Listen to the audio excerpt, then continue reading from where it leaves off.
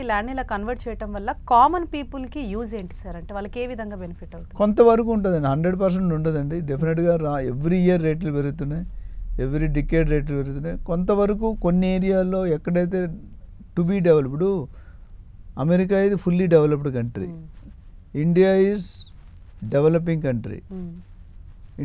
America ఇది developed, మనది to be అంటే under developing. To be developed ఇంకా చిన్న కంట్రీ ఉన్నాయి.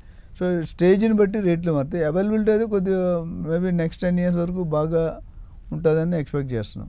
కొన్ని ఏరియాలు ఇప్పుడు కోకాపేట, నియోపాలిస్ అయితే కొన్ని దూరంగా ఉన్న ఏరియాలు టైం పడుతుంది ఇన్ఫ్రాస్ట్రక్చర్ రావడానికి. సో అవి కొద్దిగా రీజనబుల్ రేట్స్లో ఉంటాయి. ల్యాండ్ దూరంగానే కాకపోతే ఎవరైనా ఇన్వెస్ట్ చేసుకోవాలని లాంగ్ టర్మ్ దూరంగా కొనుక్కోవడం బెటర్. ఇక్కడ 4 లక్షలు కొనుక్కునే వదిలి దూరంగా వెళ్ళి 30,000, 20,000 కొనుక్కోవడం బెటర్. అందుకని మేము అవుట్స్కట్స్ ఇప్పుడు షాద్నగర్ కానీ, సంగారెడ్డి కానీ, చౌటుప్పల్ కానీ, మేడ్చల్, కొంపల్లి అంతవరకు వెళ్ళిపోయింది. సో ఆల్వేస్ ఇన్వెస్ట్మెంట్ కావాలంటే ఇన్వెస్ట్మెంట్లో 4 రకాలు ఉన్నాయి. ఏమున్నాయి? ట్రేడింగ్ కోసం చేస్తారు, ఉండడానికి కొనుక్కుంటారు, ROI రిటర్న్ ఆన్ ఇన్వెస్ట్మెంట్ కొనుక్కుంటారు, లాంగ్ టర్మ్ సో దీన్ని బట్టి కొనుక్కున్న దాన్ని బట్టి మీ పర్పస్ బట్టి రేట్ అప్రిషియేషన్ పెరుగుతుంది. సిటీలో కొనుక్కుంటే ఇప్పుడు పోర్టబుల్ టీవీ ఉంది, మీరు కొంటారా? బ్లాక్ అండ్ వైట్ టీవీ ఉంది, ఎవరైనా కొంటారా? ఇప్పుడు బంజారాహిల్స్ కొనుక్కుంటే బ్లాక్ అండ్ వైట్ టీవీలా ఉంటుంది. అదే షాద్నగర్ కొనుక్కుంటే అప్కమింగ్. షాద్నగర్ ఎందుకు? Bengaluru highway is one of the longest highway in the country. భారతదేశాన్ని 2 భాగాలు చేస్తుంది. 4 ఇండస్ట్రియల్ ఏరియాలు ఉన్నాయి, మేకాగూడ, బాలానగర్, కొత్తూరు, నందిగామ, అట్లనే Polepally Sajju.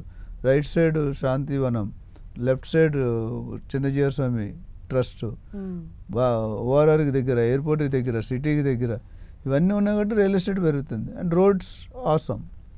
So real estate వల్ల మీకు ఎవరైనా పెట్టుకుంటే రియల్ ఎస్టేట్ చాలామంది అడుగుతారు, రియల్ ఎస్టేట్లో పెట్టాలా, స్టాక్లో పెట్టాలా, గోల్డ్లో పెట్టాలా?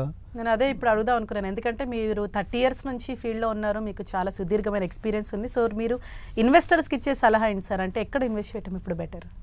ఈ క్వశ్చన్ అడిగి చాలామంది యాంకర్స్ అడిగితే నాకు కొద్దిగా కామెడీ అనిపిస్తుంది. ఎందుకంటే మీరు స్వీట్ షాప్కి వెళ్ళి ఏ స్వీట్ బాగుంటుందంటే ఏం చెప్తారండి? ఇది 3 రోజుల ముందు, ఇది 1 week ఓల్డ్ అని చెప్తారా? ఏం చెప్తారు ఆన్సర్? అన్నీ బాగున్నాయి అంటారు. సో రియల్ ఎస్టేట్ నాకున్న కొద్దిపాటి నాలెడ్జ్, రియల్ ఎస్టేట్ ఎక్కడ పెట్టినా బంగారమే. కాకపోతే కొనుక్కునేటప్పుడు ఒక మంచి రియల్ ఎస్టేట్ ప్రొఫెషనల్ అడ్వైజర్ మాలాంటి వాళ్ళు చాలామంది ఉన్నారు. మాలాంటి వాళ్ళ ద్వారా కొనుక్కుంటే మీ ఇన్వెస్ట్మెంట్ సేఫ్గా ఉంటుంది. 3 పువ్వులు 6 కాయలు, లేదంటే టికెట్ లేని ప్రయాణం ఎక్కట్లేదు, మీ పీస్ ఆఫ్ మైండ్ పోతుంది. ఏజెంట్కి ఏదో 1-2% ఇవ్వాలి కదంటే మీ 98% రిస్క్లో పడుతుంది. 1-2%. ఇప్పుడు డాక్టర్ దగ్గరికి వెళ్ళాలంటే మీరు కన్సల్టెన్సీ ఫీజు కడతారు, లాయర్ దగ్గరికి వెళ్ళాలంటే డబ్బులు కడతారు. రియల్ ఎస్టేట్లో దౌర్భాగ్యం ఏంటంటే అన్నీ అయిపోయినా ఇవ్వట్లేదు. ఇక్కడ ముందు కట్టి వెళ్తాం, బట్ రియల్ ఎస్టేట్లో పెట్టేది కోర్టు.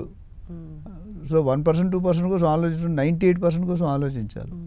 సో చాలామంది రియల్ ఎస్టేట్ ఏజెంట్ కానీ, LIC ఏజెంట్లు కానీ సండే పూట 8:30 మన ఇంటికి వస్తారు.